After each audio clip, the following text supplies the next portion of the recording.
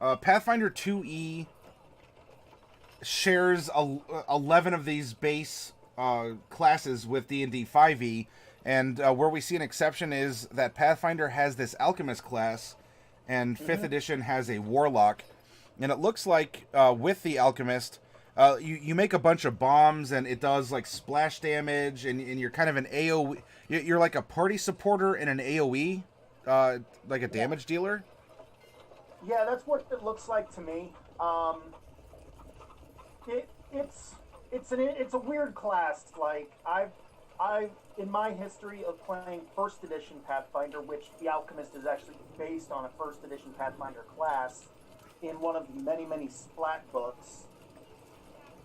It just seems to me like really what, other than the bombs, it looks like they're pretty much making like spells in a bottle.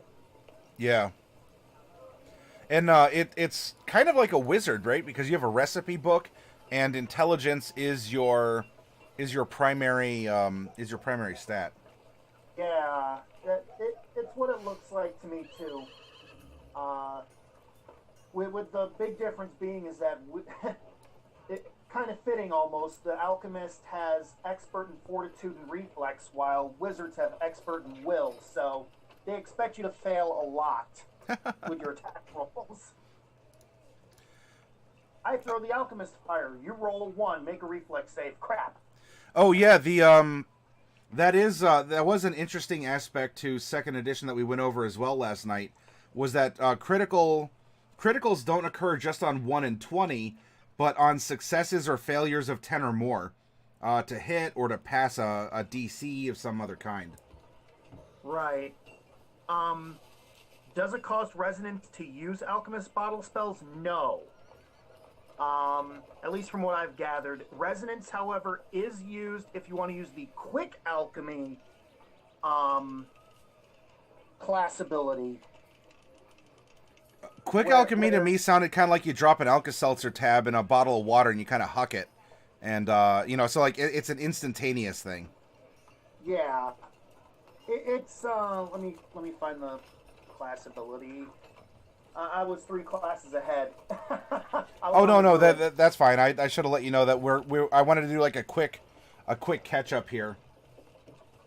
Alchem-Seltzer to the rescue. It's yeah. pretty much, yeah. So that means that your tabs are super effective against seagulls. By the way, don't do that. Yeah, don't. Don't feed Alka-Seltzer to seagulls, kids. You'll get arrested. As much as you may think seagulls are rats of the sky, don't do that. That's mean.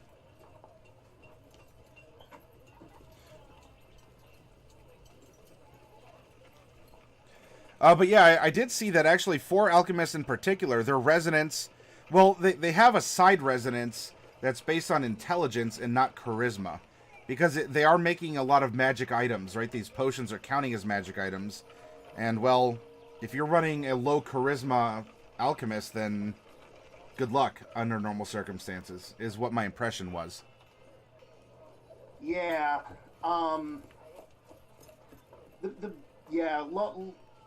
Never be a low intelligent alchemist.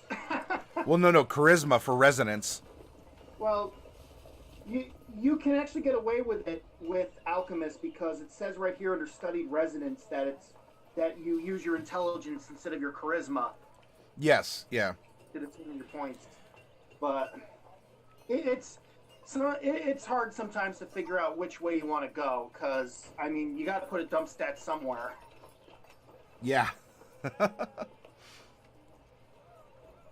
Shlomo says on every level except physical, I am a seagull. Does that mean you go around going mine?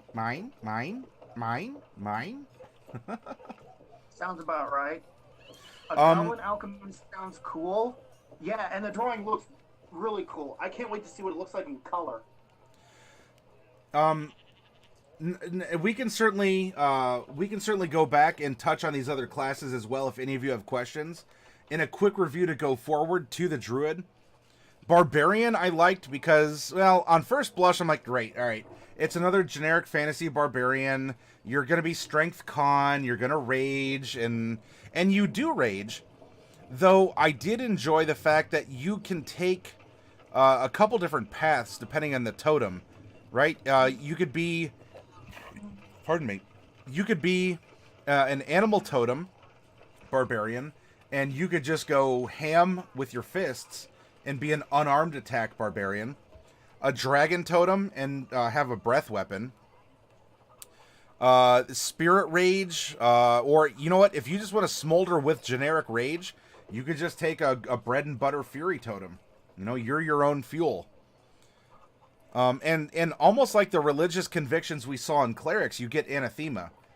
So I liked what they did, that they did break Barbarian kind of out of certain stereotypes of just being a big bruiser who wields weapons and gets angry a lot. It explores perhaps why you get angry or how you can channel that fury or that skill or that determination. Fluffy Sheep says if you go ham, you'd have to be a pig totem. Well, yeah. Did Barbarians get to do this in First Ed, Pathfinder, or is this division new also? This seems to be a new thing to me. Barbarians were mainly all about the rage in Pathfinder First Edition. Something they did get though was they could eventually I forget how 3.5 ran, unfortunately now because it's been a while, but they'd eventually get like what are called rage abilities. Like you could eventually, while raging, your attacks do elemental damage, for example. Yeah. So an element of that was preserved because you might be able to get the chance to do elemental damage. But I was impressed with how this turned out for Barbarians. And admittedly, Kramer, as someone who hasn't played 3rd edition in a long time, let alone Pathfinder,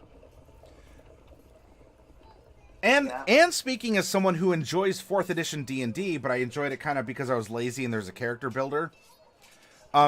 Being spoiled by 5th edition, which is a lot more streamlined and simple, I do feel a little, at first blush, I feel a little overwhelmed because you have so many choices in this game. You aren't just a human barbarian. You are a human you could be a different type of human than another type of human. I'm not even talking about the half races, not templates, but feats. With all these ancestry feats, and then there's all the feats you could take as your class, and then there's even just generic feats that are coming up, right? Yeah, there's. Oh, yeah, after skills. Feats. Yeah, there's generic feats and skill feats that you can take depending on how trained you are in skills. Bards seemed straightforward to me. Bards are doing what bards are traditionally doing. I don't know if I either missed something or that's the case, or if you have an opinion you wanted to share on bards as well. Bards. Yeah, you pretty much nailed it right there. One thing that they did with Pathfinder Second Edition is there's no longer the sort of like limited spellcaster, maximum spellcaster kind of idea anymore. Any class that casts spells can go all the way to 9th level. Oh, okay. So they don't have half casters or third casters like 5th edition does. Or even like 3rd edition did, where bards and rangers only went to like 6th level. Bards, rangers, and paladins only went to like 4th and 6th levels. Right. Yeah, bards can go all the way to 9th level. And I think it was you I mentioned this to the other day when bards seem to have a lot more offensive spells now as well. Because I think I had mentioned to you that when my friend and I were going through the spell list of bards, we were just both blown away that all of a sudden now bards can cast magic missile. Fluffy says in those days though, bards were really a rogue kit and not a full caster class. Yeah, every class is pretty much treated as like you shouldn't need to multi-class anymore.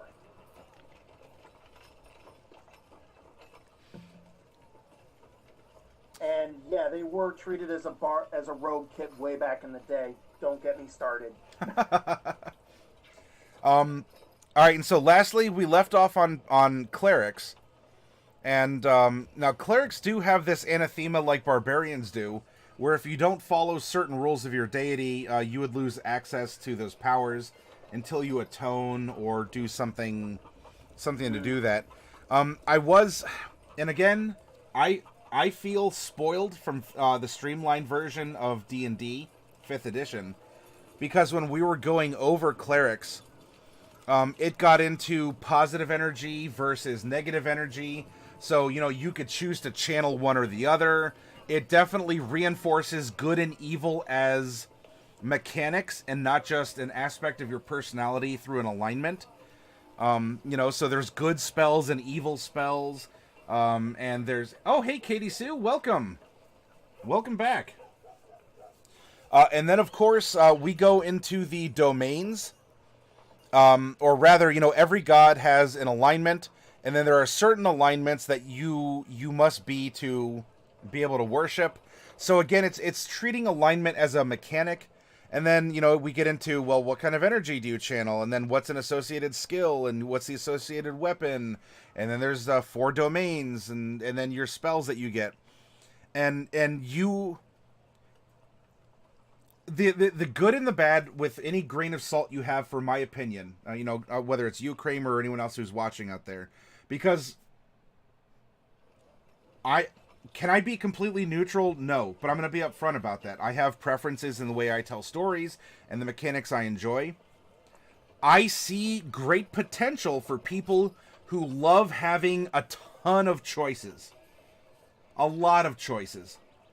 Because you have choices for your race, your ancestry. You have choices for your class, and look, and if you're playing a cleric, look, in 5th edition, there are 7, technically 8 domains, and they just sort of leave it at that. It's a domain. Does the god really matter? Things along those lines. And here you get super broken down into, if you follow Desna up here, then, dreams, luck, stars, travelers, etc. and so forth, and then you get into these different weapons. And I guess if you like mechanics and you like crunch and you love choice, Pathfinder for sure is going to offer you more of that than in 5th edition. My hesitation, and I think this is something, that we had talked about a little bit earlier in the day too, was this can turn a player who wants to play a cleric, treating their faith as nothing more than mechanic, because of the weapon you'll get or the damage output. For instance, I'm looking here, Gorham is proficient with a greatsword, and that's probably what, like a D12 or 2D6? I believe it does a D12. And then we look over to Aurori, whose preferred weapon is the fist, and that's probably like a D4 or a D6 if you're lucky. Mm-hmm. And suddenly, you have 2 people who presumably have great faith in their god, and in some ways mechanically may be vastly different. And so would you as a player feel like you're sacrificing something or you're leaving something on the table, whether it can seem arbitrary or it has to be, it has to be, we use the term baked in. I think it was Lieutenant Virus who said that a lot of the setting of Pathfinder is baked into the rules. Would you agree with that statement? Oh, definitely. Like, yeah, a lot of the setting is baked in the rules, and it's unfortunate in a way. But I mean, any good DM can separate them out as well. Yeah, a lot of the rules is in the campaign, but if you can figure out a way to get the rules out of the campaign, you're golden. Mm-hmm. But I know from my personal experience, and I'm sure you've seen it on more than one occasion when we're making characters and all that stuff. I have one player who pretty much is all... He doesn't ROLE play to save his life. He's all about the mechanics. Like, his preferred deity in Pathfinder First Edition is Serenray, because with all the domains that she got then, she was pretty much the anti-undead god between fire and healing. And that the only reason why he even picked her for Pathfinder Second Edition was because A, they get Burning Hands as a spell, and then B, he doesn't even need to memorize healing.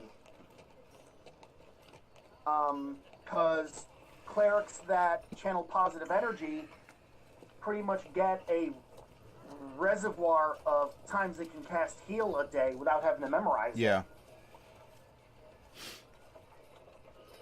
And then, of course, we look at the domains, not even just the gods, and there's a lot more than 8. And actually, it was Fluffy Sheep last night that said there's a difference between Dream Domain and Nightmare Domain. Yeah. And so, again, this is really... you know, D&D might present you with a visible spectrum of colors, in so much that it'll give you Roy G. Biv, and each one is a separate, distinct color. Or, I don't know, we can argue if indigo belongs on the visible spectrum. But here, I mean, you are getting nuanced shades of gray from one end to the next. You know, with, Tempest in D&D is a lot of things. And that's why it's presented as a concept, as a domain. Here, there's not even Tempest, but you could get, you could get into water. You could get into air. You could get into, let's see, maybe, I don't know, freedom. The blowing around or something. Might even. And so there's just so many. I mean, there's this initial domain power and an advanced domain power. And it probably has other mechanical benefits besides that too. And you think too, well, how many people are going to even play some or all? Or are people just going to focus on, well, we need a healer, so I'm going to play a healing domain. And then all of a sudden, we have 20 or so, however many are up there. We have 20 different domains, but really, you're only ever going to see, I don't know, 3 or 4 that are going to be used at the tabletop. Mm-hmm. Yeah. And then the problem comes with what's the point of having all these gods have all these domains when really what it's going to boil down to is a player's going to look at the domain and then cross-reference to which god they want to do. Yeah.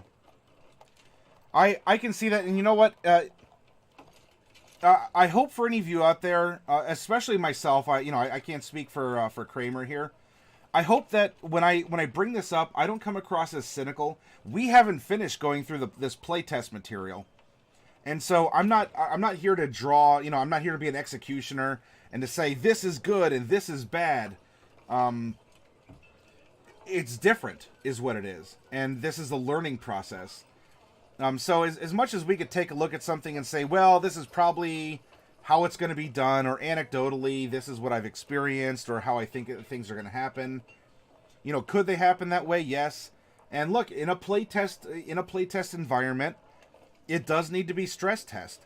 What happens if someone consistently rolls max damage against a monster?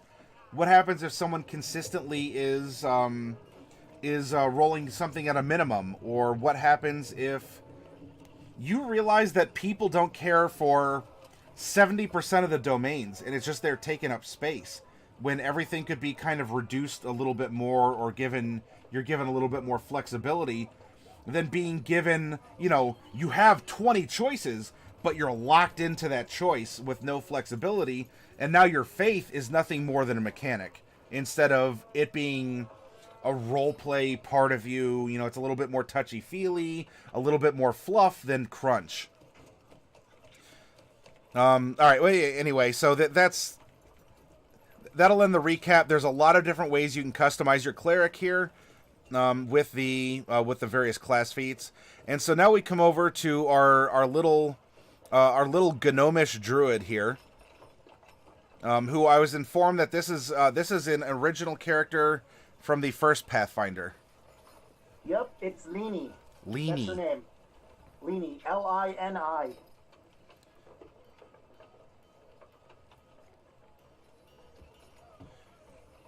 All right, so let's see what druids get. Your key ability is wisdom. That makes sense.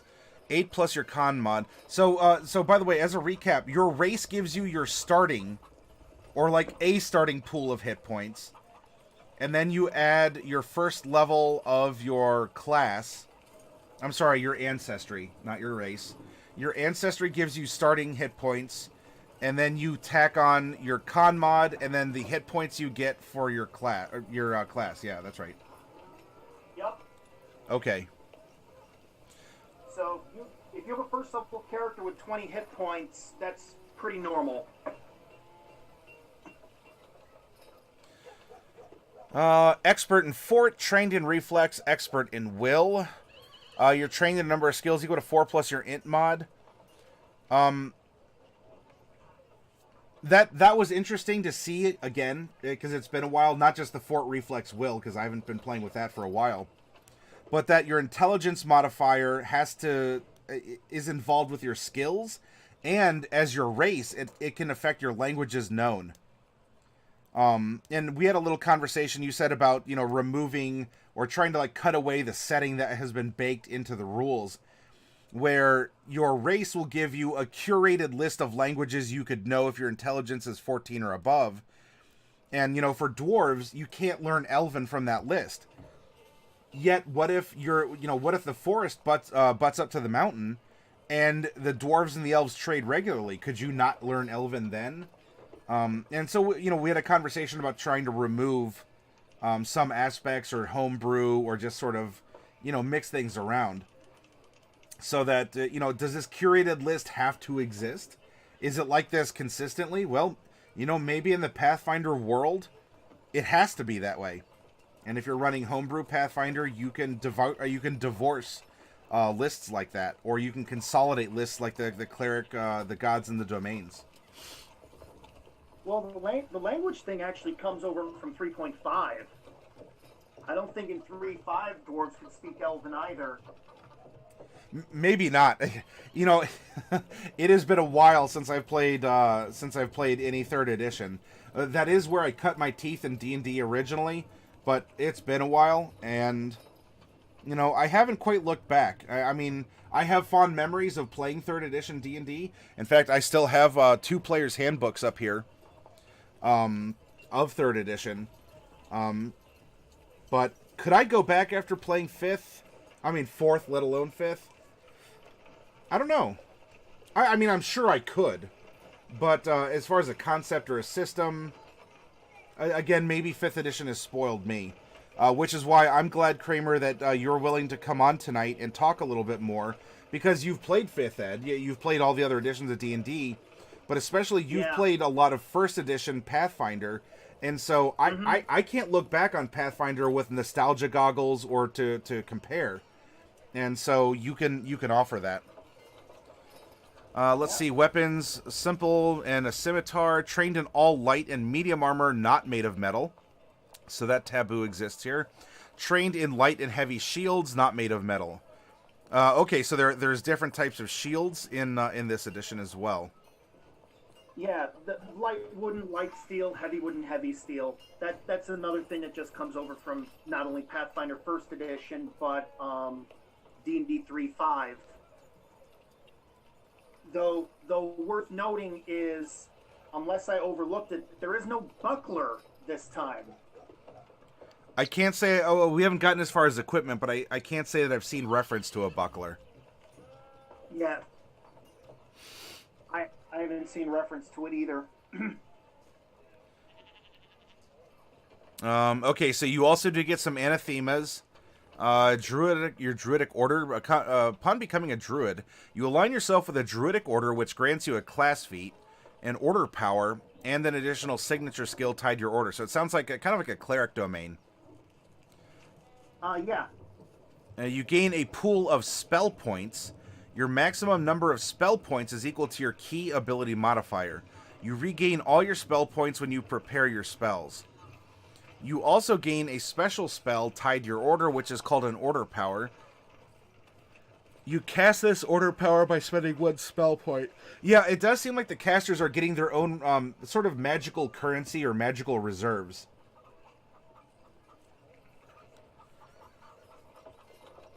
Well, it's no different than when monks in 5th edition have Kai. So let's see, you could be Order of the Animal. You have a strong connection to the beast of the world, and you're allied with a beast companion. You're trained in athletics, and it becomes a signature skill for you. You also gain the Animal Companion Druid feat.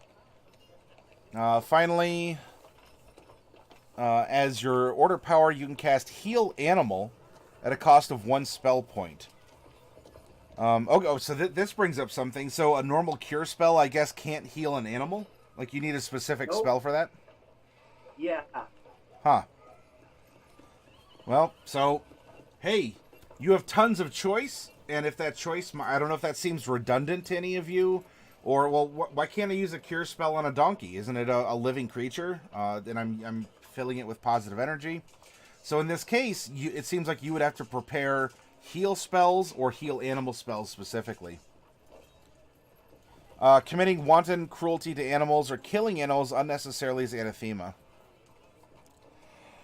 So you could be Order of the Leaf. I'm sorry, pardon the yawn. You revere plants and the bounty of nature, acting as a gardener and warden of the wilderness, teaching sustainable techniques and helping areas regrow after disasters or negligent humanoid expansion. You're trained in diplomacy. Oh, interesting. Okay. You also gain the Leshy Familiar Druid feat. Finally, as your order power, you cast Goodberry at a cost of 1 spell point. Committing wanton cruelty to plants or killing plants unnecessarily is anathema. This doesn't prevent you from defending yourself. Wanton cruelty to plants. Wanton cruelty to plants. Yeah, I mean, I guess that's just don't set forest fires or something. I mean, look, you got to walk on grass and you got to walk on moss over stones. You know, you got to eat. Although, I guess it means don't hack your way through the jungle. Maybe. That would be my guess. Of course, some DMs may even take it even further as considering, picking a dozen roses for your loved one to be considered a wanton act of cruelty. Because it's unnecessary for, It's unnecessary for survival. Yeah. Storm, you can carry nature's fury within you, channeling it to terrifying effect in riding the wind and storms. You're trained in acrobatics, it becomes a signature skill for you. You also gain the Stormborn Druid feat. Finally, as your order power, you cast Tempest Surge at a cost of 1 spell point. Creating unnatural weather patterns that could be damaging to the local environment, such as by using a 9th level control weather ritual, is anathema to your order.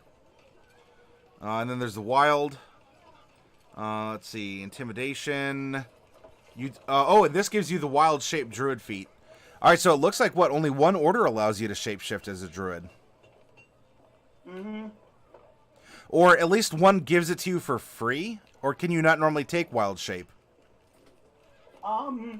You can wild shape is an available feat.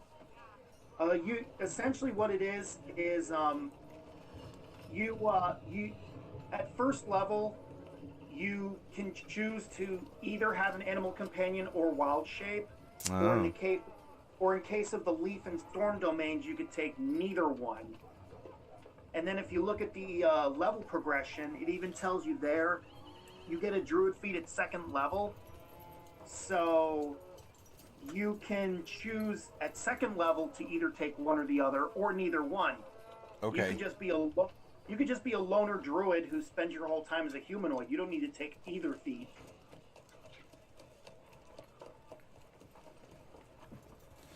It does look like they preserved the Druidic language as a secret one. I didn't see Thieves' Cant. Does Thieves' Cant not exist, or like does it? Have you not found it, or? I've not seen it. Okay.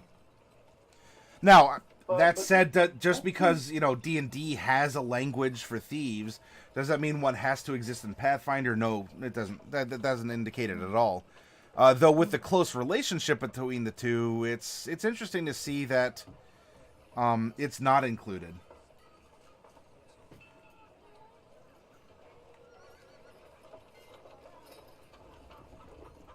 I'm actually checking because now that you mention it, I do not see a Thieves' Cant language. And so here's the various feats. I'm not going to go through them right now because when we eventually do a character generation, we'll get into the character feats. I don't want to go through them all. If you want me to go back and touch on one of them or something like that, I'll happily do so. But I don't want to make our eyes just all cross and us go, all right, just wake me up when he's done reading all this other stuff. Nature was the mistake. Burn it all down. But how are you going to burn down the oceans and the lakes, King? And even the swamps. The swamps get pretty humid.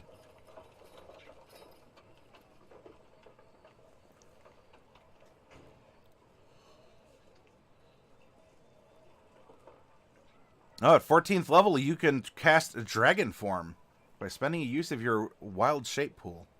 Mm-hmm.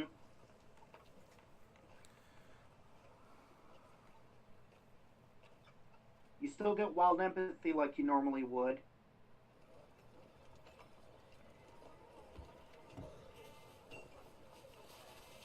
Leg horse, enough fire, and that won't be a problem. Shlomo, more fire, all the fire.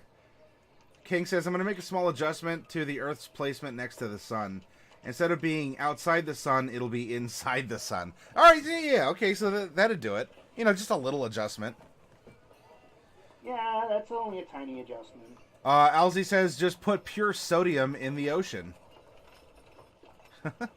and yeah, Fluffy Sheep, we don't have to go to the sun. The sun's gonna come to us when it turns into a red giant and eventually goes nova.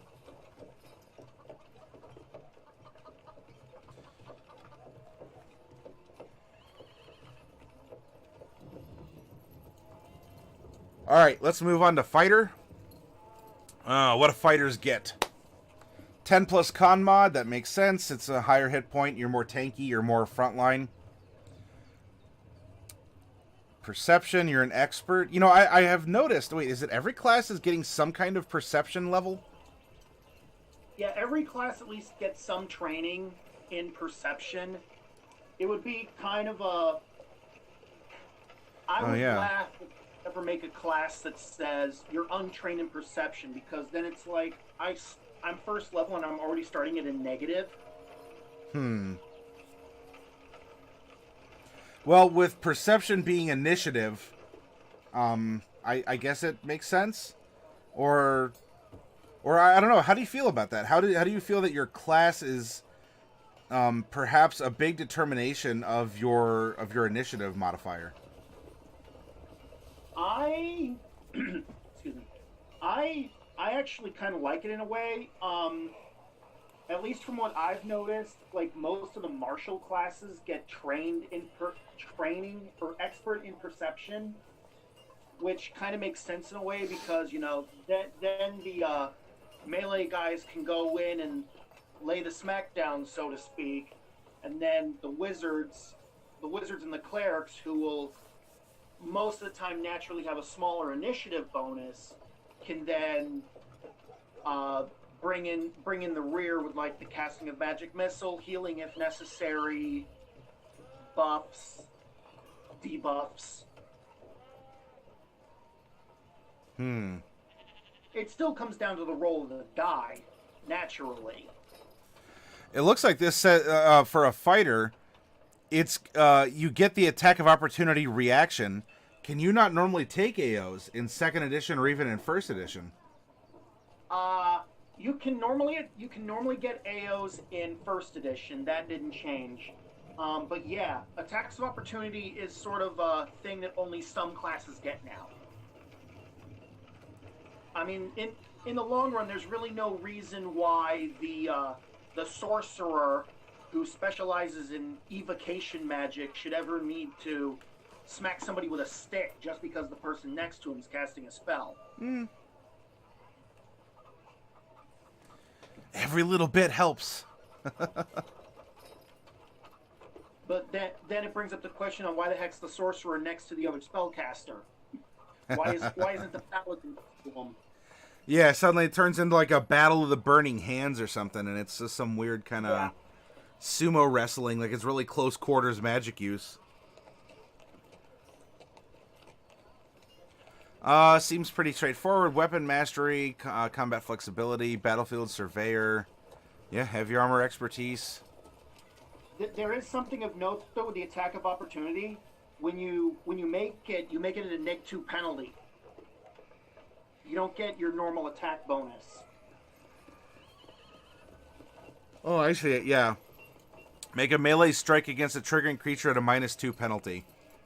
If the attack hits and the trigger was a manipulation action, you disrupt that action. This strike doesn't count toward your multiple attack penalty, and your multiple attack penalty doesn't apply to it.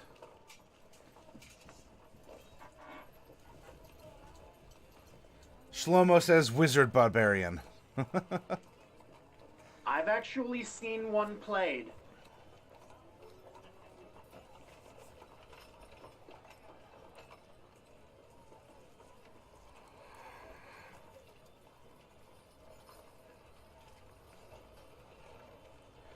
Let's see, when you make your daily preparations, you gain 1 fighter feat of 8th level. Okay, yep, that makes sense. Weapon specialization. You gain access to the critical specialization effects of the weapon. I'll have to look at the armory. I mean, we'll come up to it, but I have to look at the armory because it's making all, like, there's these extra feats on top of weapons that if you score a critical that they occur, and there's just so many feats for so many different things. Well, the critical specialization thing, it's not necessary. I mean, yeah, you take a feat to get it. The perk that you get is based on the type of weapon that you critical with. It's actually really cool. Hopefully I'm around when you get to that. But if not, I can always tell you ahead of time, like, this is what happens. Well, we'll see. I had that spicy ramen, and I did have this soda here. I think we're gonna at least get through classes tonight, and then we'll see if I'm still just dragging because I've had 2 or 3 hours of sleep. And I wanted to come on and still spend some time with all of you, including you, Kramer, because I appreciate you taking time out to talk about Pathfinder here. But there's going to be a point in time where my body just starts going, dude, I'm going to put you out if you don't go out yourself. Oh, fighters have 4 key terms, not just 2 like we've seen a lot before. Enhancements, open, press, and stance.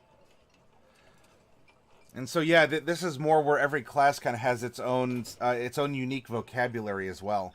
This does kind of concern me. And as someone who has run Pathfinder, Kramer, and someone who's going to be presumably running second edition, does this seem, I don't know, daunting to you at all that you have so much more to memorize about this game? Because everything is split up, or everything has its own unique word, and it's not just, you know, a codified, or not a codified, but like a unified presentation. I'm a little concerned, yes.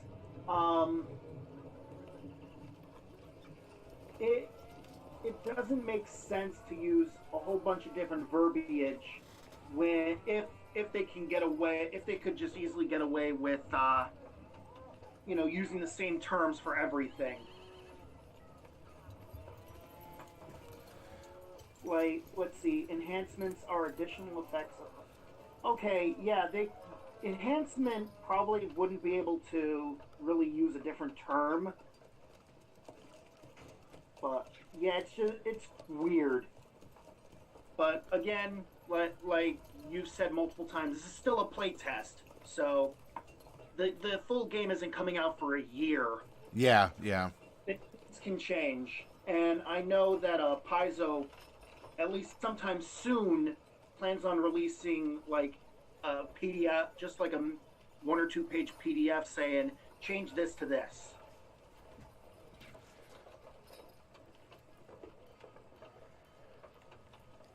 Ooh, fighters get a lot of feats, but I mean, I imagine that they get a lot of feats because they don't get a lot of spells, and spells are usually good accents to, well, spellcasters. Yeah. All classes get feats at the same rate. It's just that some classes have a few more options due to the lack of spell casting. Oh, pardon me.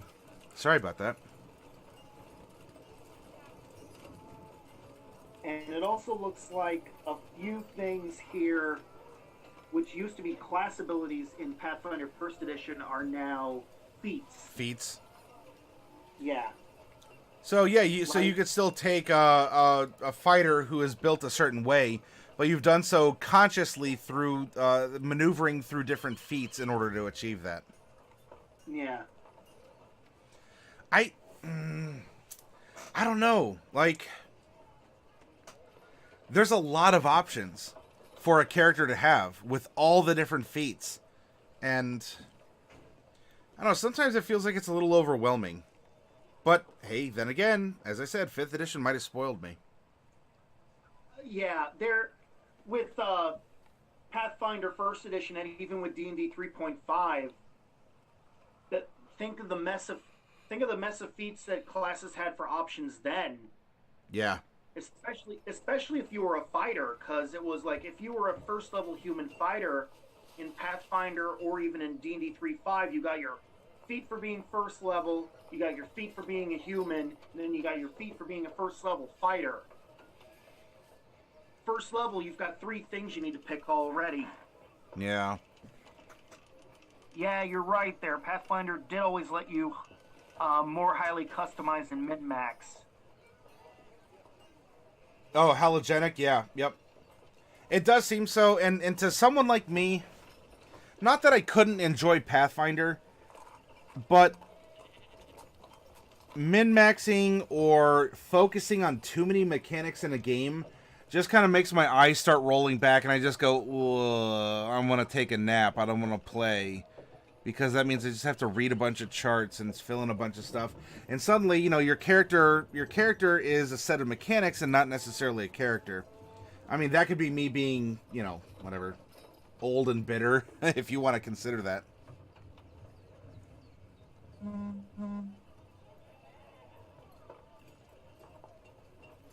King says, why does this guy hate monks? Why is the first character trait, oh, you're annoying, and not, oh, kickflips?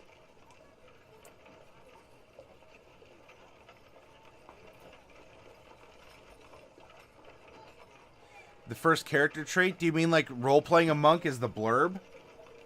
Yeah, imagination, like min-max, like some people really enjoy the math. And I mean, because look, people speed run, people try and find exploits. It's natural. It happens often all throughout life. I don't take personal enjoyment out of min-maxing. And so I guess I could take a romp on a playground and be like, yay, I'm doing a random path through my ancestral feats and my class feats and all this other stuff. But I don't know. I guess I'd feel like because a choice is presented, I would be making many wrong choices instead of fewer wrong choices, because fewer choices overall are accepted. Halogenic monks are broken. Halogenic. Why are monks broken, in your opinion? Oh, wow. Monks are a 10 plus con mod. Alright. So a D10 hit die.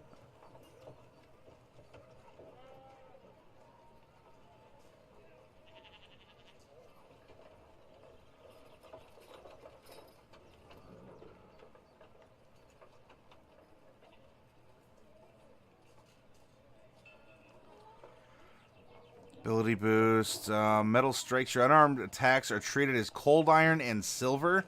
Oh, yes. So those are mentioned, I think. At least silver's mentioned in 5th edition. Maybe not cold iron. Cold iron bypassed the damage reduction of Fey. Yeah.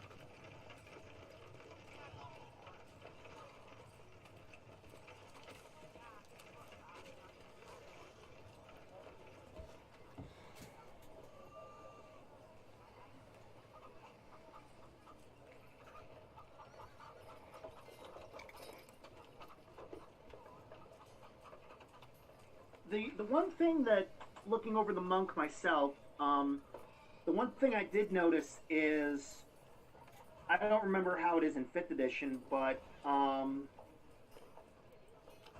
in 3.5 and Pathfinder, monks would get their wisdom modifier added to their armor class. Yeah, unarmed for armored defense. This time they don't get it. At all in the progression? That's what I'm looking at. Huh. At first level, they get Flurry of Blows. At first level, they get Graceful Expertise, which just gives them expert proficiency in unarmored, which means that their base AC is 11 plus their base AC is 11 plus their dexterity modifier plus their level. Yeah. So, while they may hit like a tank, and they do have a lot more hit points than usual, I haven't looked through the feats for a monk myself, but it looks like you probably have to go through feats to make your AC even remotely comparable to that of any of your armored brethren. Halogenic says you still get wisdom in 5th edition. Yeah. For your unarmored defense, you get wisdom and dex to your unarmored defense. King said he's having a little trouble hearing you, Kramer. Oh, I'm sorry. I'm talking on a phone and I'm like 3 feet away from it.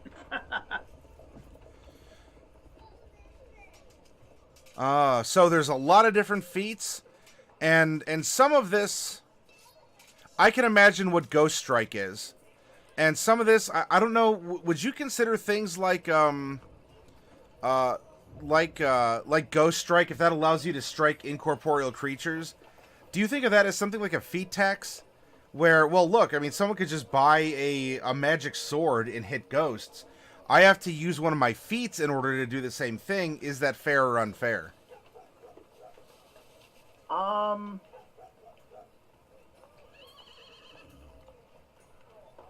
I can see both sides of the coin there. In my opinion, I would say it's a little more fair to have to do it, to have to buy a feat as a monk. And actually, I'm looking at it, and you don't. All it does is you go up against touch armor class. Yeah. Not the regular AC. Oh, that was something else too. When I saw that we're splitting AC into something more than just regular AC, and I'm like, oh no, are we gonna also get flat-footed and all this other stuff? Well, it just seems that they have our AC and TAC. So in this case, Ghost Strike's all right. At first blush, I'm like, oh, this is just gonna give you Ghost Touch on your fists. Come on. But is that a big enough difference between a target's AC and touch AC? On average, depending on the armor, you're looking at a 2 to 3 point difference, which could make a difference. Yeah. Huh.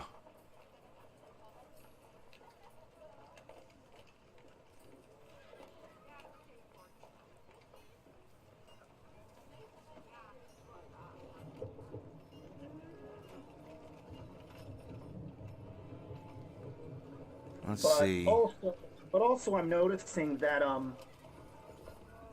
when you get to it, you can get more in depth. But a lot of the special attacks use multiple actions as well. Because if you look at Ghost Strike compared to Whirling Throw, there's more than one diamond next to it. Oh, wait, this is in, Wait, Ghost Strike. Sorry, I was going in the wrong direction. Oh, yeah, so... gotcha. So Ghost Strike is an option that uses 2 of your 3 actions for the turn. Yeah. So you might be able to make one big attack against an enemy and get that bonus of only having to touch armor class. Or you could spend, 2 actions to get 2 strikes, not including anything like flurry or anything extra there. Mm-hmm.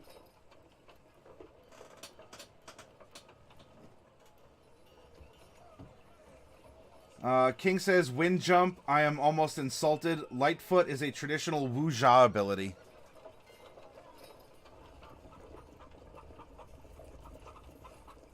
Well, I don't know what kind of monks they were basing this off of.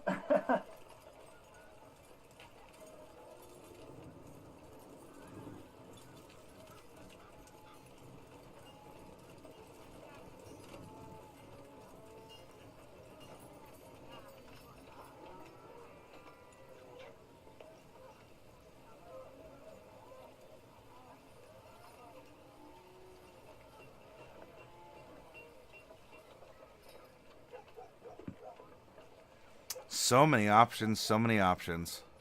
Oh yeah. And some of them form chains too. Like for instance, at 14th level, I'm looking at Mountain Root Quake. You need Mountain Root Stance, and then you have to be in the Mountain Root Stance and standing on the ground for the Mountain Root Quake to occur. And then same with Tangled Forest Rake. And again, we're getting into but look at all these options. There's one for the ground. There's one for the forest. And then I'm thinking, so you could super specialize a particular build. What if that opportunity never comes up? What if, you're in terrain that just renders you useless? Or, it renders a lot of your feats not really viable. Well, a nice DM would eventually try to make it where everybody's abilities become relevant at some point. Now, someone was saying, as we're moving on into Paladin, Paladins are not casters in Pathfinder 2e. They're not casters to the same idea that, like, sorcerers, clerics, wizards, and so on are. They do not get spells, that is true. But they do get a lot of abilities that mimic spells. Like, Paladins still do get lay on hands.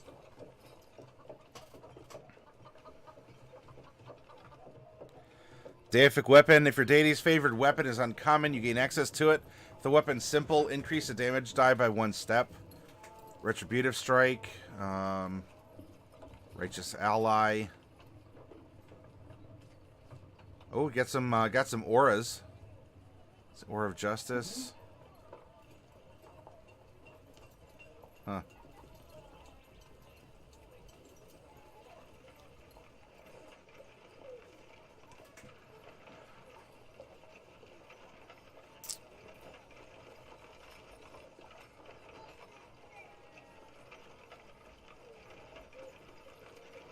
And then kind of like a cleric, you choose your deity here, and you're gonna get benefits from that. Yeah. Dragon Slayer Oath, Fiend's Blade Oath, Shining Oath, Vengeful Oath. Whoops.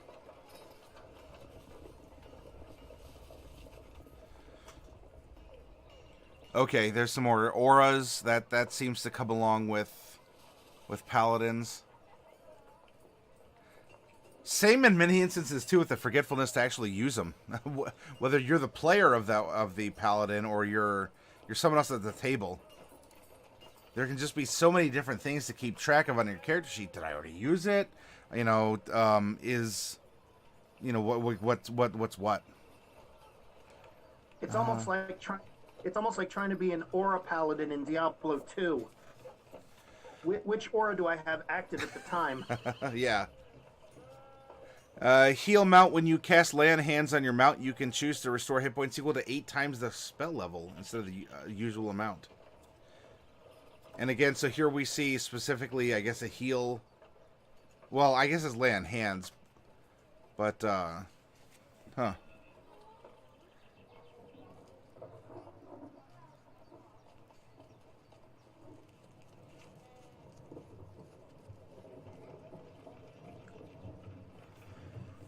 Interesting.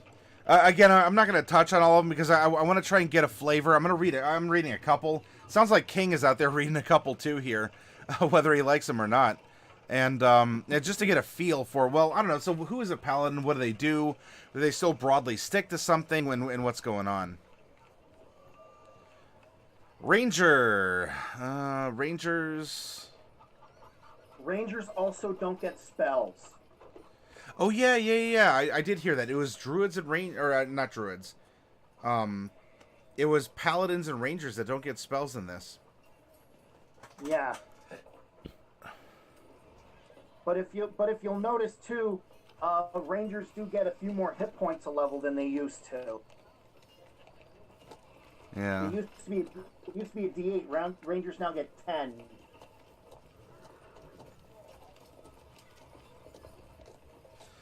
Hunt target. That seems pretty bread and butter for a ranger. Evasion. Okay. Nature's edge. You treat enemies in the areas of natural difficult terrain or in difficult terrain resulting from a snare as flat-footed.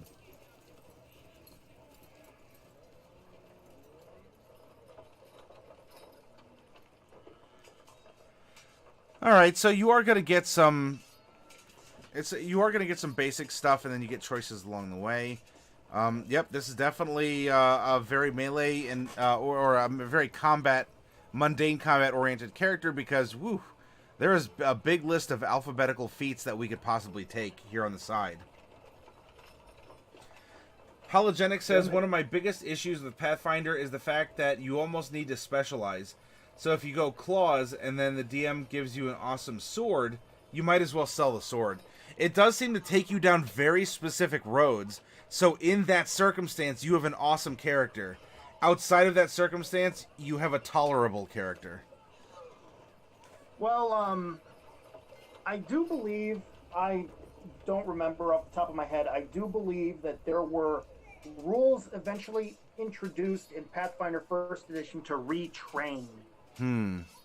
I know 3.5 had them, I think, in Player's Handbook 2 to eventually be able to retrain your stuff, like at a rate of like one thing per level. And I know 4th edition, you definitely were able to retrain.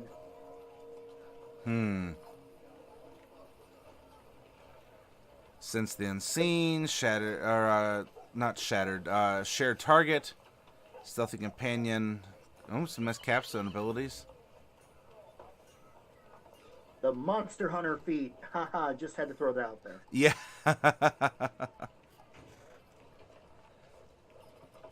One complaint that I've heard, and maybe people are just looking too deep into it, is that a lot of people are saying that a lot of the ranged weapon feats for a ranger are based on crossbows and not regular bows. Okay. Which seems kind of counterproductive to how you'd make a ranger normally. But maybe that's just me. Well, could that be the setting? Could that be the setting that's again being baked into the rules, so that in this Pathfinder world, crossbows are way more prevalent. So it's like the presumed distance attack. Oh, Top Spinner, thank you very much for the follow. No, it's not the campaign melding into the rules, because in Pathfinder First Edition, you had a 2-weapon option, you had a bow option, you had a crossbow option. I even think you had an unarmed option. I think right now it's just more that. Scroll back up and look at Stealthy Animal Companion. A Stealthy Companion at 14. Your Animal Companion gains the benefit of Camouflage, which has a capital C letter, so it's a particular like glossary term. Your Animal Companion gains the benefit of Camouflage. If your companion is a specialized ambusher, it becomes a master in stealth, or legendary if it was already a master. Oh boy. Okay, so King, because it has a capital C, Camouflage isn't just, ambient leaves. Or I guess it can be, but because it's a capitalized letter and they want to have consistent formatting, camouflage is referring to a particular term or mechanical effect.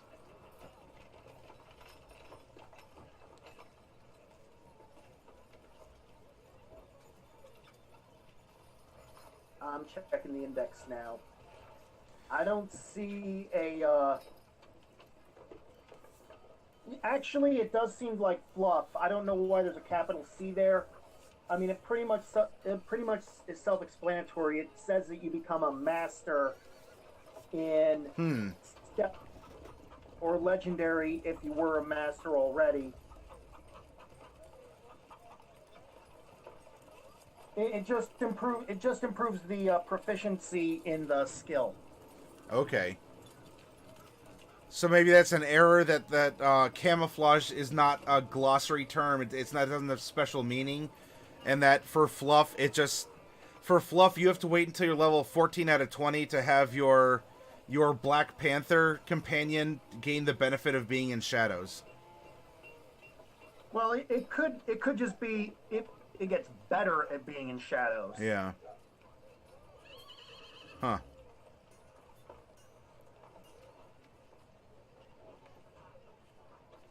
Of course, the camouflage thing could be something written in the stealth skill, too.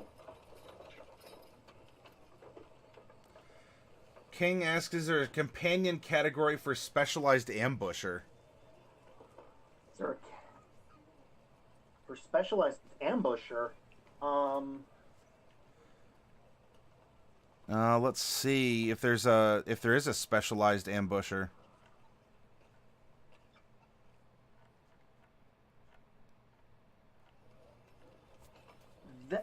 That may be. Oh, camouflage is a level 10 feat. Hang on, so let me see what this says. In natural terrain, you can sneak even if you're observed. So that's probably what the capital C camouflage is referring to. Yeah. So in this case, your Black Panther companion, I guess it can, if it's not being observed, can sneak. But by gaining by level, I'm sorry, hang on, let me go back. So camouflage at level 10 would allow you to sneak if you're observed, and I guess this would then allow your companion to sneak while being observed at level 14.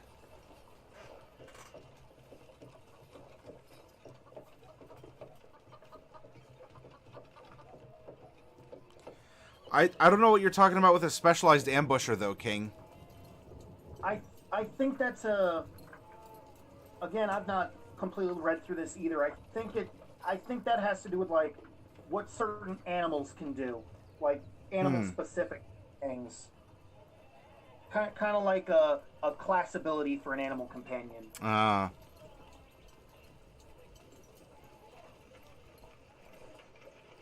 But also, if you'll notice, Druid's got Wild Empathy as a class ability.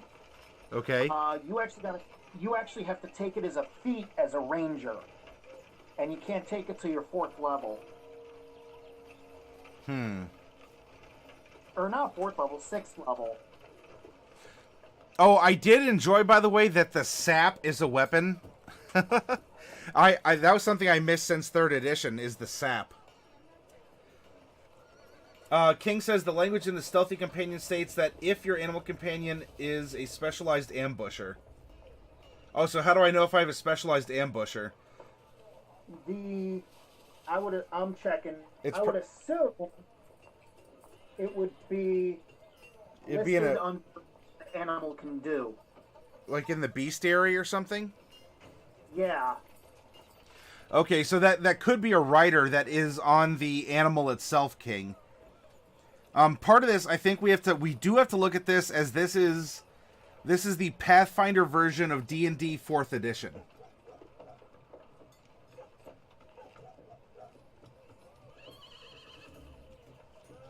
That's actually a good way of saying it.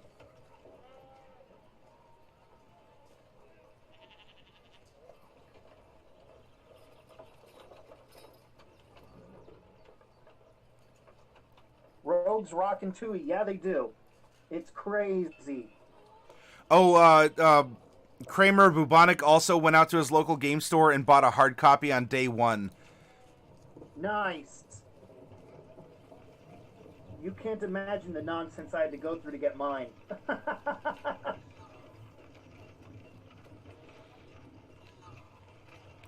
Lots of skills, surprise attack. As in third edition, you do get the flat-footed status. Although I don't think there's a flat-footed AC, is there? No, there's not a flat-footed AC. Okay. I'll see what the flat-footed condition does. I think it just knocks off a couple of points of your AC here.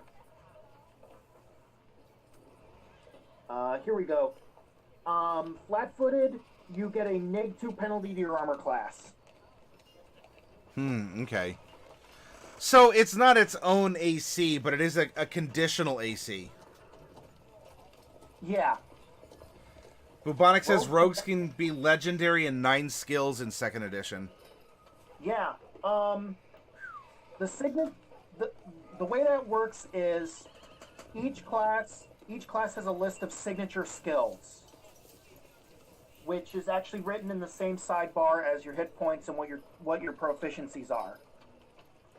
Signature skills you can take past expert training. Otherwise it's a hard cap. Otherwise it's a hard cap at expert. 2, 3, 4, 5, 6, 7. 1, 2, 3, 4, 5, 6, 7, 8. Actually, it looks like 10. It's 10 skills. 3, 4, 5, 6, 7, 8, 9. Yeah, wow. Yeah, so... And rogues get a skill choice every level, Bubonic is saying? A skill choice every level? Oh yeah, look, 2 is a skill increase, 3 is a skill increase, 4 is a skill increase, 5 is a skill increase. Yup. Whew.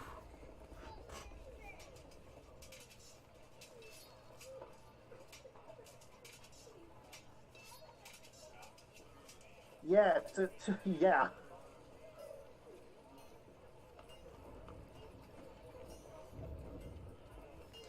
Interesting. It seems to hand you a lot of good things too. Not just to take them as feats.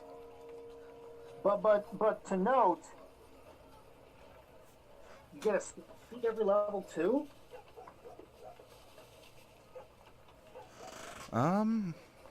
Let's go back up real quick. You get a skill increase and a skill feat every level. They want rogues to be the skill monkey.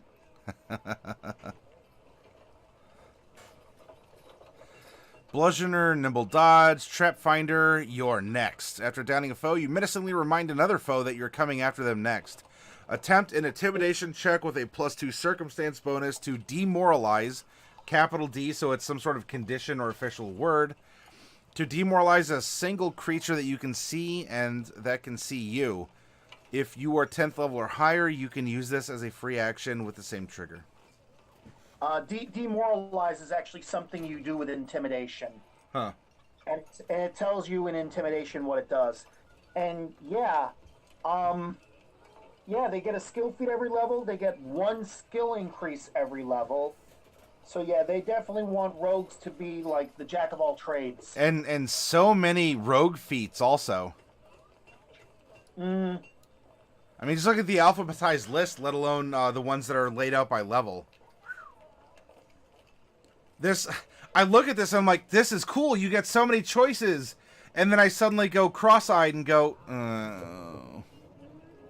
no, I don't want to spend 3 hours, leveling up my character 1 level. I know I'm being sarcastic and bitter, but come on. Yeah, and they are the only class that can apply dex to any light weapon and damage.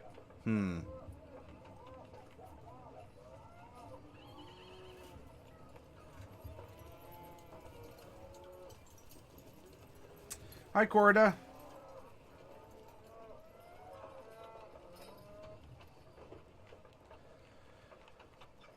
Sorcerer.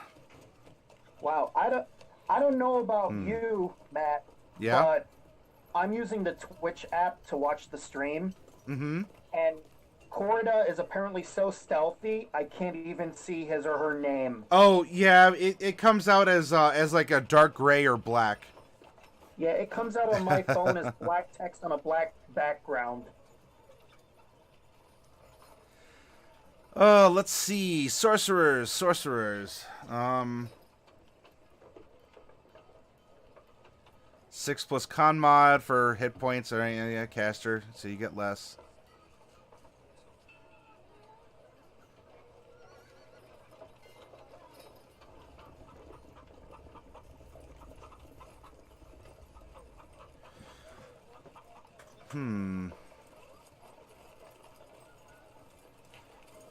Cantrips, spell repertoire, kind of like a bard. You learn spells along the way, and you can swap them between levels. You heighten your spells as well. Yeah, a lot of spells has an option where you can memorize them at spell levels higher than their standard, and they get extra benefits from it.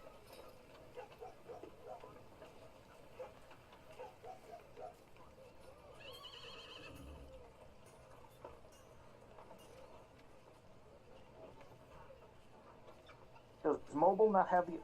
It might have the option, but I really haven't looked.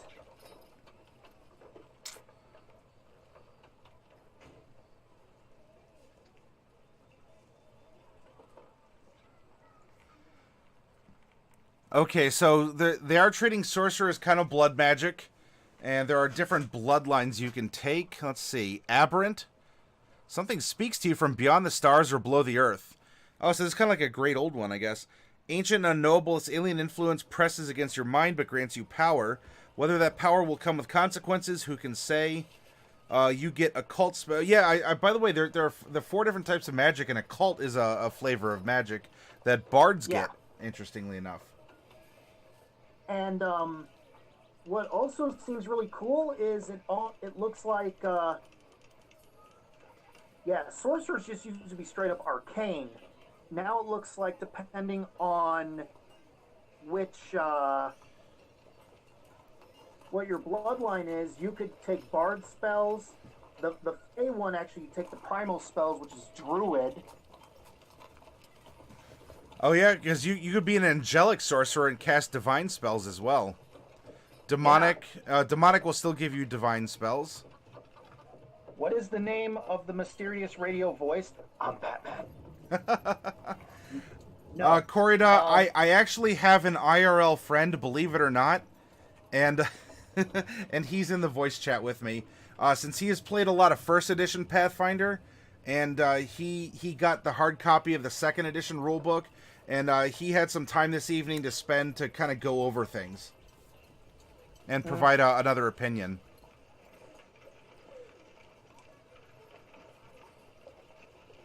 Well, as my mom used to say, opinions are like butts. Everybody's entitled to them.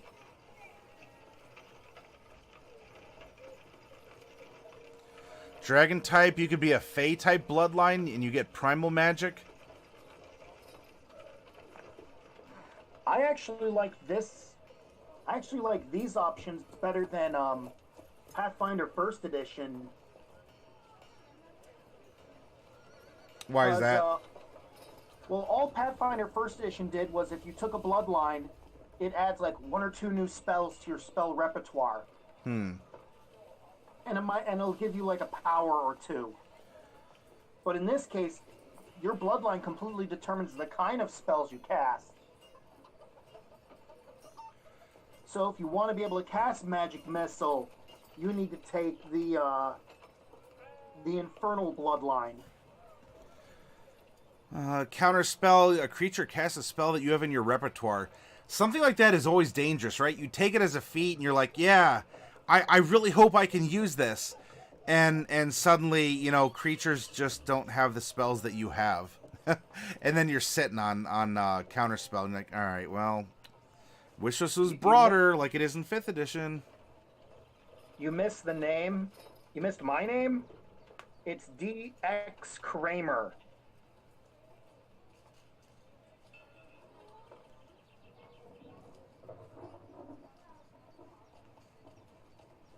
Well, the counter spell is a first level feat, and really, well, yeah, DX Kramer, but with a K, not a C. Really, since it's the first level feat, the limitations. You have very small options on what you can cast. Counter a cure with a cure, which would be weird, but.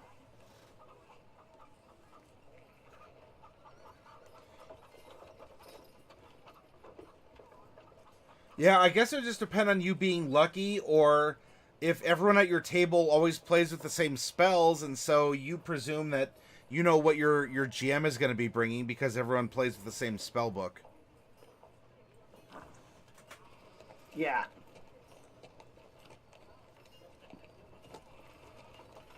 Okay, lots of different feats to, well, I mean, hone your bloodline, that makes sense. And lastly, the wizard. Yeah, your key ability's int for sure.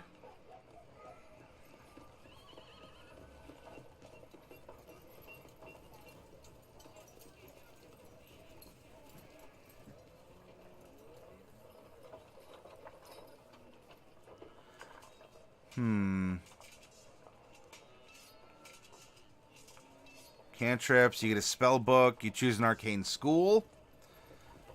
If you want to be a specialist wizard, choose one school of magic in which to specialize. You can gain one additional spell slot for each spell level you can cast, but you may not use these spell slots to prepare only spells from your arcane school.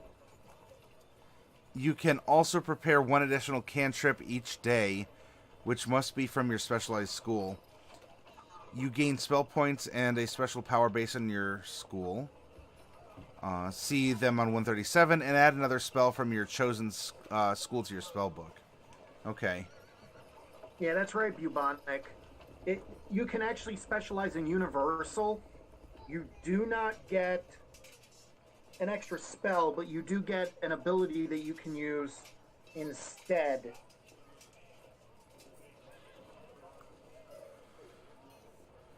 Let's see. Wizard feats, ancestry. Arcane schools. If you choose to specialize in an arcane school, you gain an extra spell slot for each level of spell you can cast. You can prepare only spells of your chosen arcane school in these extra slots. In addition, you can prepare an extra cantrip of your chosen school. You also add another arcane spell of your chosen school to your spell book. You learn a school power, a special type of spell taught to students of your arcane school. You gain a pool of spell points, and you can that you can spend to cast school powers.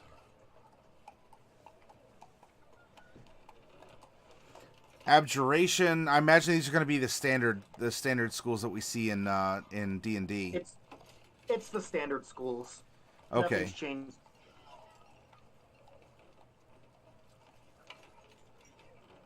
Yeah, read Universal to see the benefits. You add your first level abjuration spells, such as first level Featherfall, to your spell book. You learn the protective ward school power, which can be costed at the point of one, or at the cost of one spell point. Conjuration, summon monster, divination.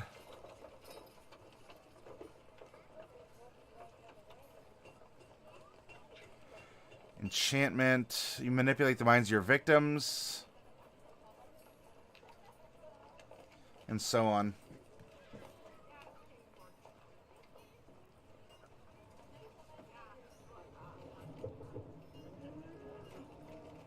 Yeah, wizards...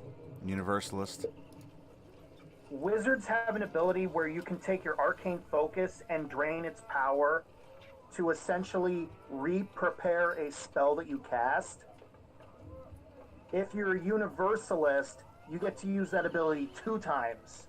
And that's your special... That's what is special about you. Yeah. Huh.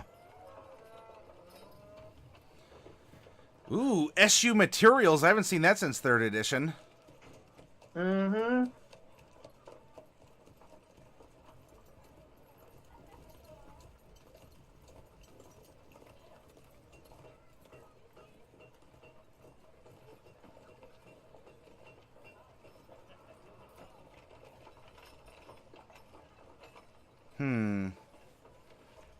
Lots of stuff you could take. I mean, then again, you are a wizard. You must be some kind of wizard. Also of note, since we're now in the last class, Yes. there are 10th level spells in this game. 10th level spells, you say? Now, normally in D&D, you can only unlock 10th level spells by buying your DM a pizza.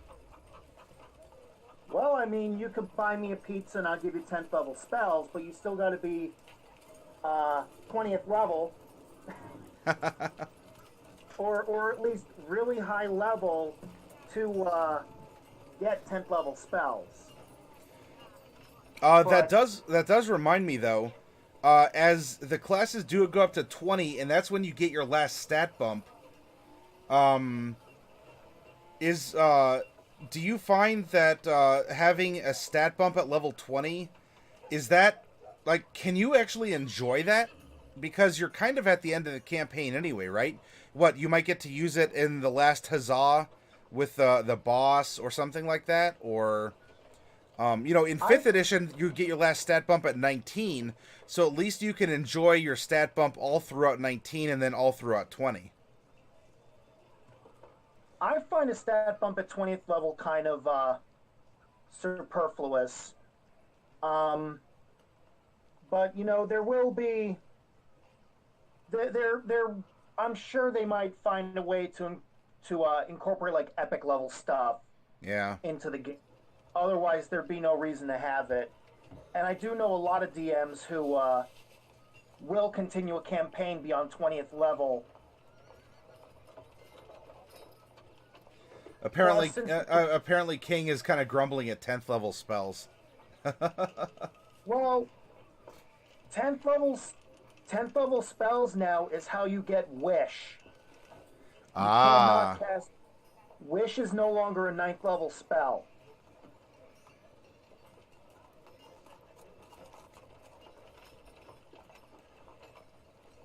And yeah, you gotta be level 20 and burn your feet to get 10th level spells. Burn your feet. Well, you use FEAT. Your 20th level feat has to be the ability to cast 10th level spells.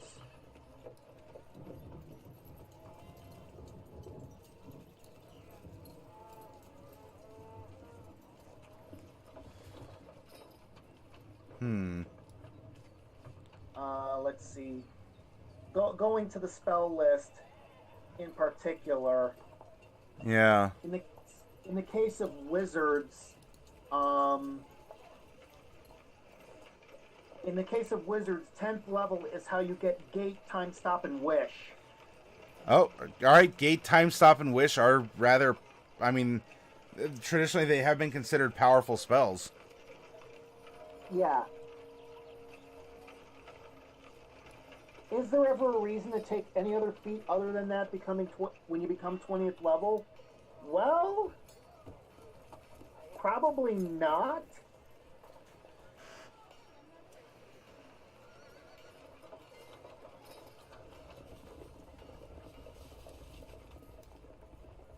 Yeah, look at that. One of the other wizard options though at 20th level is you take one spell slot. You take one spell slot of each level besides first and cantrip, and you can cast a combination of 2 spells at those slots. That's one of the other options you get at 20th level. So really at that point it's like, do I want to cast Wish?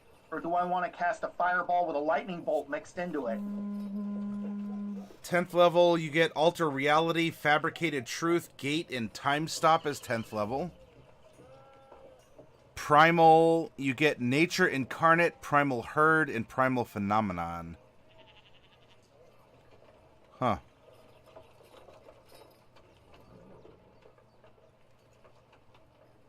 Yeah, they took the meta and locked it behind a door. Well, Huh. Wish can be a broken spell if the DM allows it to be a broken spell.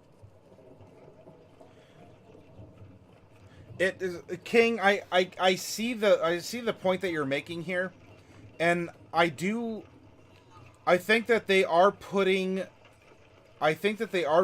mechanics, or they're turning meta or roleplay, like more fluffy situations, into crunch options. And of course, by doing that, you get a ton of choice, however, by having a lot of choice, that means you have a lot of things that you can miss out on as well. Korda asks, how much do my real-life friends cost me? A trip to B-dubs every other week. Yeah, there you go. There you go. Because Pathfinder, it looks like so much is mechanized within the system, and we're talking about it earlier, King. I don't know if you were here for it. Whereas the choice of your god is almost a mechanical choice because of the domain and the spell it gives you, let alone the weapon and, the weapon it gives you and the proficiency to use it. Because why worship some dumb, cheesy god who only lets you be good with your fists when you could have an awesome god that lets you wield great swords with impunity? For, D12 or 2d6 damage instead of 1d4 or 1d6 damage. And then, but look, in the fluff roleplay world, you're like, but there's clerics of all these faiths, and they all must, worship their deities in some equal form or fashion of reverence.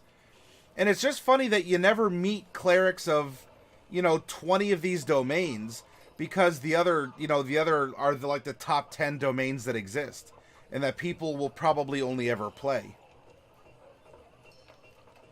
That is just me kind of being a little, I don't know, a little predictive, a little cynical, kind of.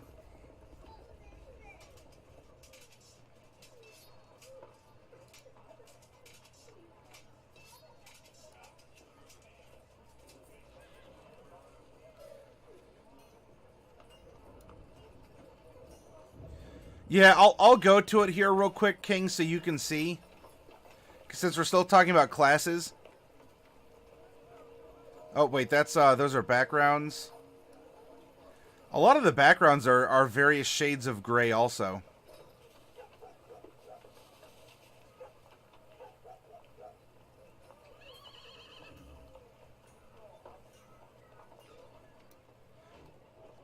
Okay, so here you go. Here are 2 pages, kind of, a page and a third. So what you have here, King, is here's your god and goddess. Here are the areas of concern, so their portfolio. There is an alignment of the god, and then the acceptable alignments of clerics under that specific god. You get to choose, well, some of them you get to choose if you want to channel positive or negative energy. It'll then give you a skill proficiency of some kind. It'll give you a favored weapon of that god, and I don't think any of them repeat either. And then within that portfolio, it'll give you 4 domains, and you choose 1 domain, and then it'll give you some spells as well. And so I just see it. I just see it as people are gonna choose something that is so intrinsic to their cleric, their faith, in preaching about the word of their god and spreading good or bad deeds or indifferent deeds. And it's actually going to be chosen on nothing more than, oh, I like the mechanics of the crossbow, so I'm going to take the crossbow god. Wait, the crossbow god? Yeah, the one, I think his name starts with an A. I don't know, his areas of concern are cities or something else. It doesn't matter. I get to use crossbows. So, maybe as I've repeated, maybe 5th edition spoiled me when it just refers to broad domains, and it doesn't bring up specific deities or things along those lines. King says, yeah, it looks like everyone's going to take Abadar just for the spells.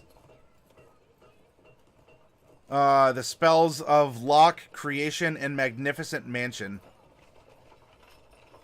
Yeah, you're right, Bubonic. Serenray is definitely the most common Pathfinder 1 god.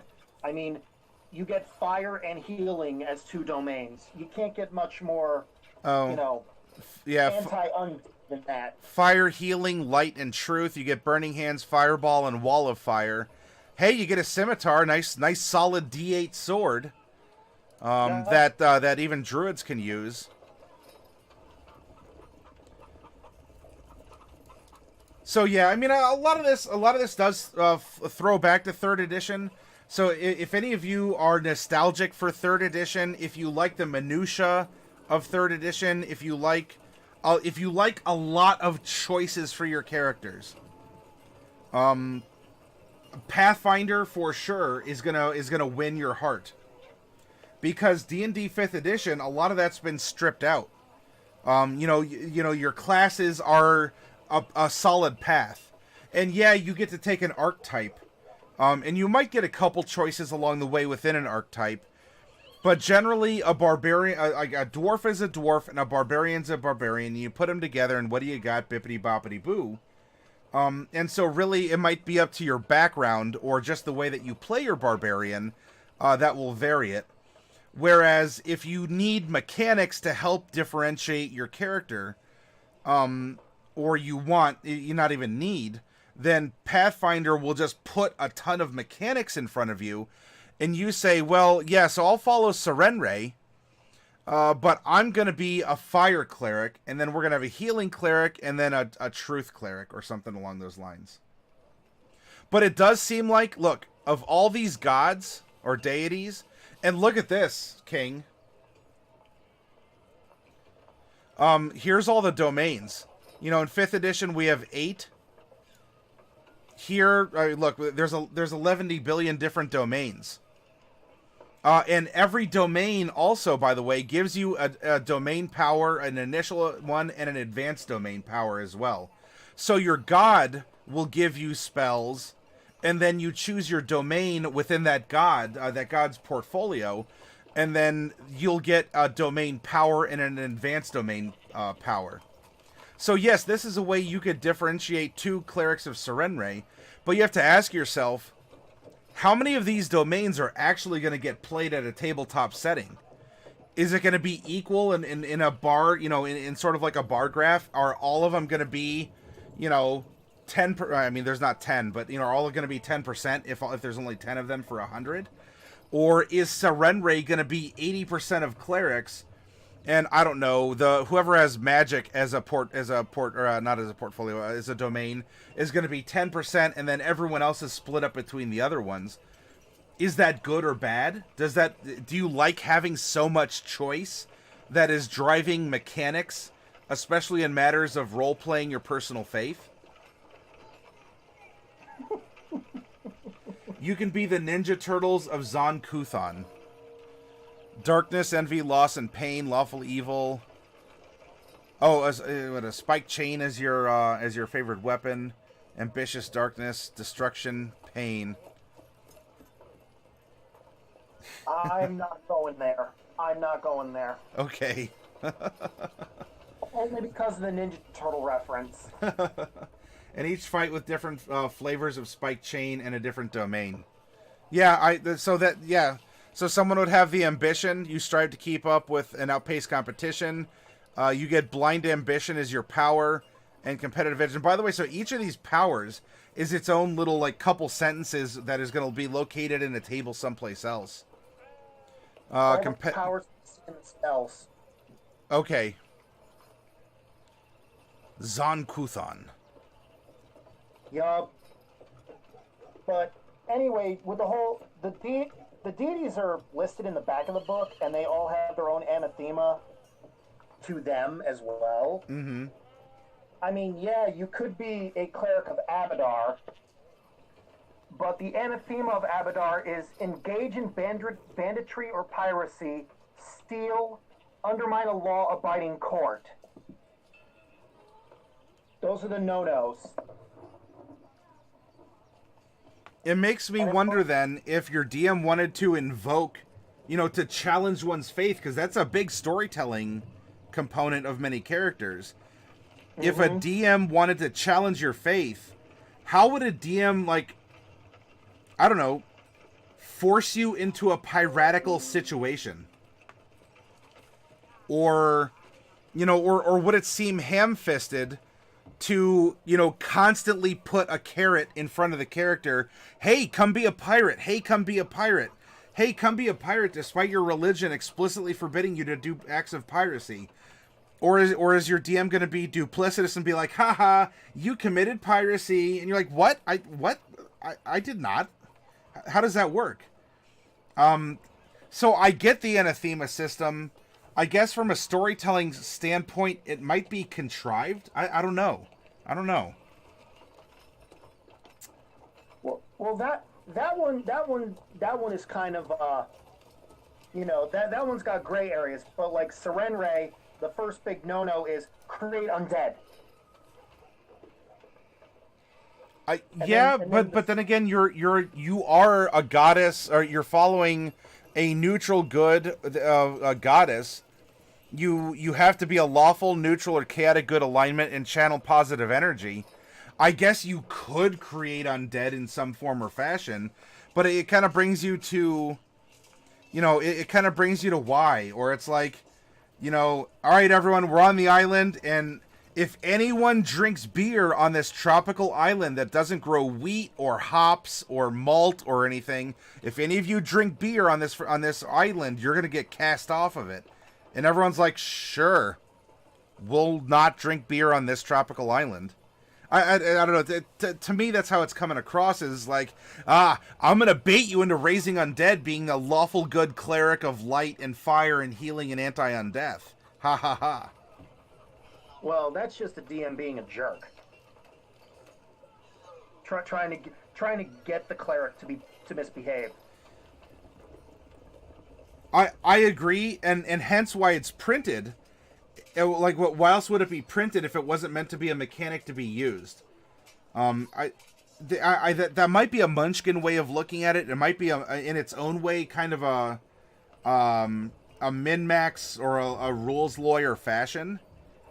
But you have to consider it, especially in a playtest, that people can take it and run with it. Actually, King made a very humorous point.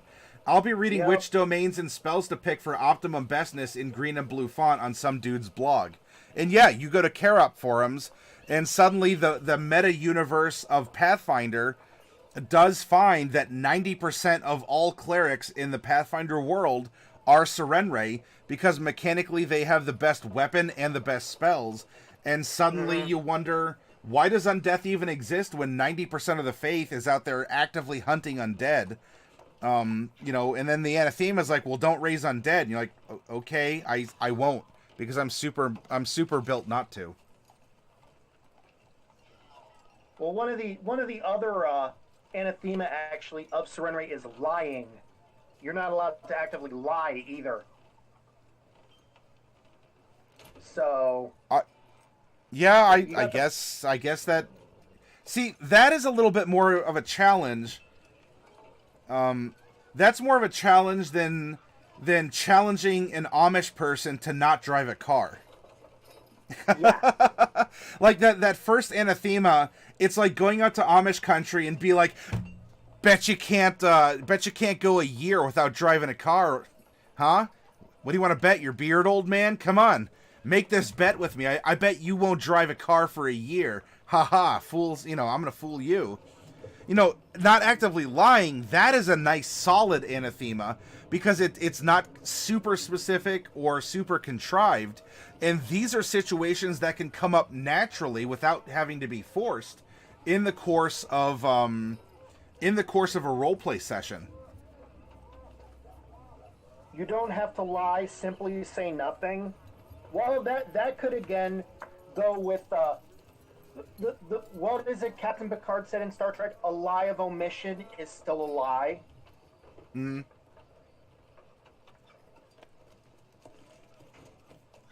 Yeah, you could say, yeah, if you're actively trying to cover for a party member that is just bald-faced lying to someone, then that could be anathema to someone who follows Serenray. And I'm glad you brought that up because I don't have the gods up. What page is that on? Oh Lord. We're talking page. Let me find it again. Here we go. Page 288. Ah, here we go. All right, so various little holy symbols, and there's Serenre. The Dawnflower is goddess of healing, honesty, redemption in the sun. She seeks to redeem evil where possible, or else destroy it swiftly. Neutral good. Edicts destroy the spawn of Rovagug. Protect allies. Provide aid to the sick and wounded. Seek and allow redemption. Anathema, create undead. Fail to strike down evil. Lie, succumb to darkness. And the favored weapon's a scimitar.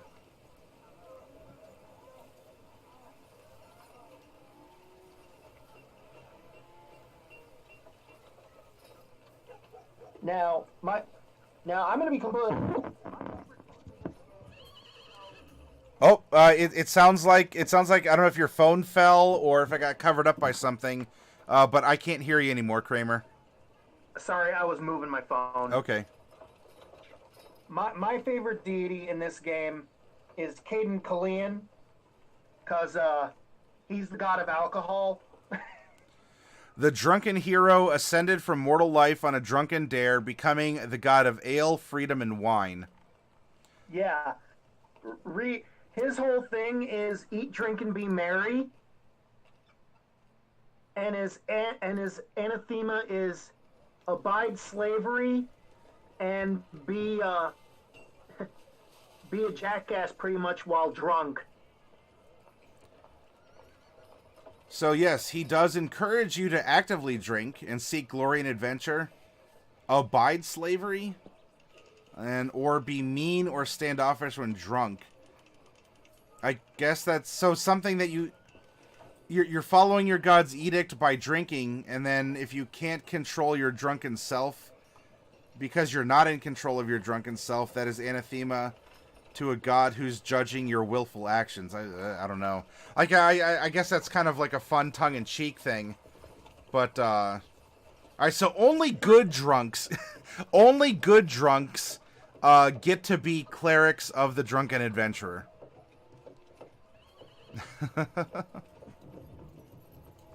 I can tell you stories.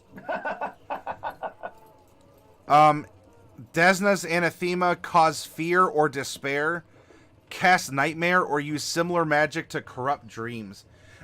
So now we're getting back into, these are like super specific things.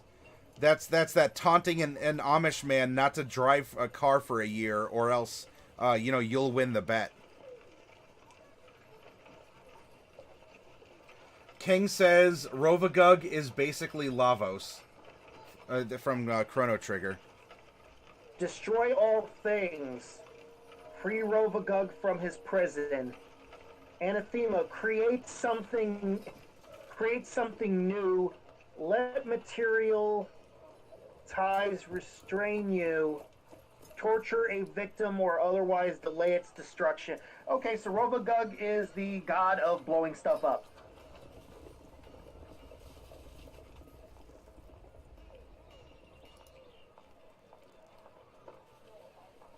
Well, if the target can't tell if someone's lying, that's different than if you and I were in a room, I did something bad, Matt, you knew I did, Matt asks you, did he do it, and you don't say anything.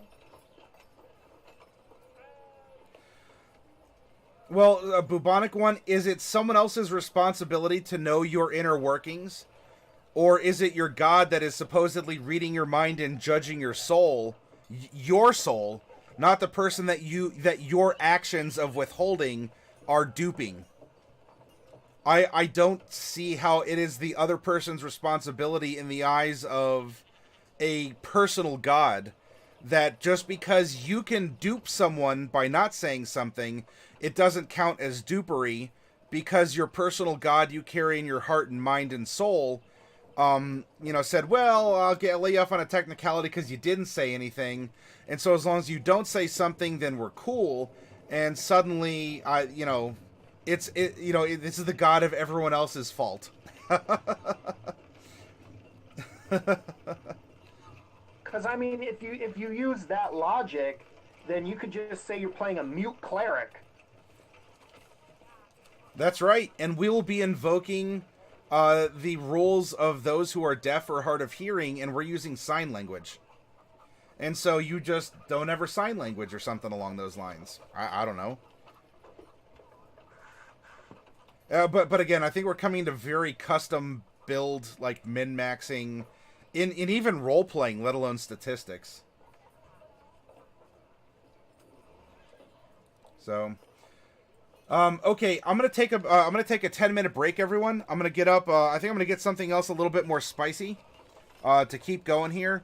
And Kramer, do you have a little bit more time? Maybe we can delve into skills, and then we can start kind of wrapping things up. Yeah, absolutely. Okay, well, everyone, I will return in about 10 minutes. Let's all take like a drink break or a potty break or whatever you got to do, and we'll meet back here. It's 1:36 a.m. my time, so I guess at around 1:45 or so.